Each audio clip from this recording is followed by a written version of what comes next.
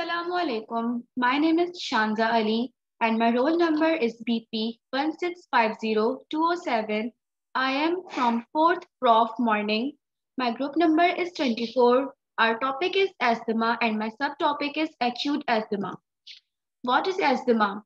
It is defined as a chronic inflammatory disorder of the airways in which airways narrow and swell and produce extra mucus. This can make breathing difficult and trigger coughing, a whistling sound, which is also known as wheezing. Acute asthma. Severe asthma is the medical term for severe asthma that does not respond to repeated courses of treatment with beta-2 agonist medication. And there is worsening of symptoms of asthma, including shortness of breath, wheezing, cough, and chest tightening.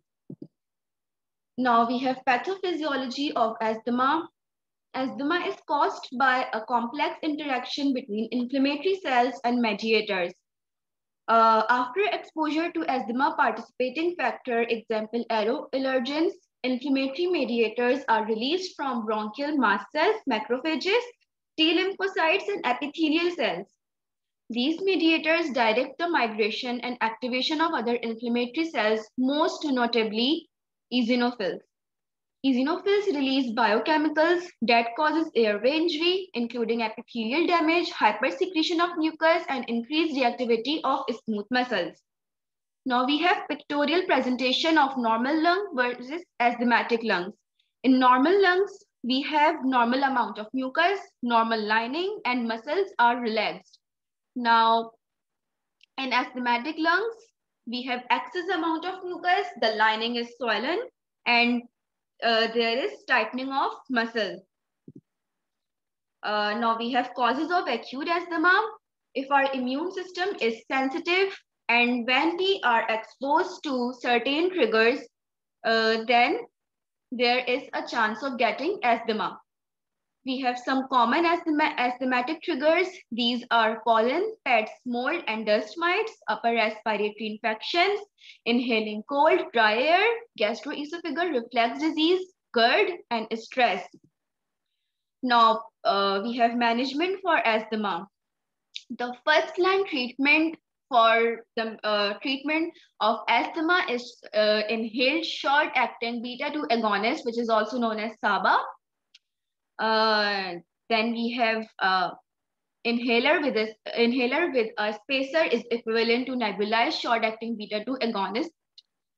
Inhaled anticholinergic medication improves lung function. And we have also magnesium sulfate, which increases lung function, and we have to take magnesium sulfate intravenously. As beta-2 agonist is the first line treatment of asthma, so there is mechanism of action of beta-2 agonist. When we administer beta-2 agonist, there is activation of beta-adrenergic receptors, which leads to relaxation of smooth muscles in the lungs and dilation and opening of airways. In addition, beta-2 agonists open large conductance calcium-activated potassium channels and thereby tend to hyperpolarize airway smooth muscle cell. Short-acting beta-2 agonists relax the muscle lining, the airways that carry air to the lungs, as we have seen in the picture. This increases airflow and makes it easier to breathe. Now we have a case study. A 6-year-old 20 kg girl presents to the ED emergency department with complaints of dyspnea and coughing that have progressively worsened over the past 2 days. These symptoms were preceded by 3 days of symptoms of a viral upper respiratory tract infection, sore throat, rhinorrhea, and coughing. She has experienced several bouts of bronchitis in the last 2 years and was hospitalized for pneumonia 3 months ago. QC is not being treated with any medications at present. Physical examination reveals an anxious appearing young girl in moderate respiratory distress with audible expiratory wheezes, occasionally coughing, a prolonged expiratory phase, a hyperinflated chest, and suprasternal, supraclavicular, and intercostal retractions. Bilateral inspiratory and expiratory wheezes with decreased breath sounds on the left side are heard on auscultation. QC's vital signs are as follows. Respiratory rate is 30 breaths per minute. Blood pressure 110 per 83 mmHg. Heart rate 130 beats per minute. Temperature 37.8 degrees centigrade and pulses per adoxus 18 mmHg. Her arterial oxygen saturation by pulse oximetry is 90%. QC is given oxygen to maintain oxygen more than 90% and 2.5 mg of albuterol by nebulizer. Albuterol is a SABA, short acting beta 2 agonist. 20 minutes for 3 doses after the initial treatment. QC claims some subjective improvement and appears to be more comfortable. However, wheezing on auscultation becomes louder. What signs and symptoms in QC are consistent with acute bronchial obstruction? Does increased wheezing after albuterol indicate failure of the medication? SOAP notes, subjective chief complaint, dyspnea and coughing that worsened for past 2 days, history of illness, several bouts of bronchitis in last 2 years, hospitalized for pneumonia 3 months ago, current medication 2.5 mg of albuterol by nebulizer.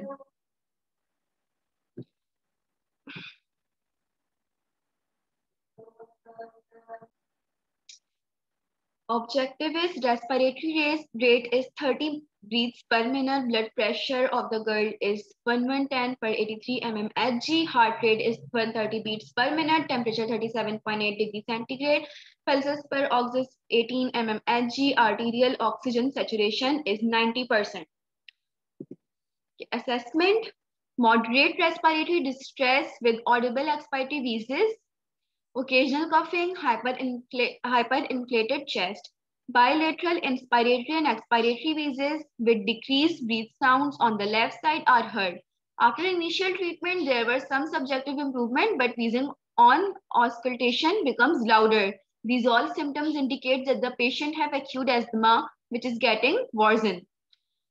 Now we have plans. SABA is the first line treatment. SABA are needed for symptoms, and as the patient is also suffering from viral respiratory infection, so SABA is given every 4 to 6 hours up to 24 hours. Drug used for viral infection is albuterol, which is 2.5 mg with nebulizer, and which is SABA. As there is no improvement shown in wheezing after administration of albuterol, then we can go for low dose inhaled corticosteroid or montelukast. As patients have history of pneumonia and bouts of bronchitis, so short course of oral systemic corticosteroids are considered, that is hydrocortisone. Thank you.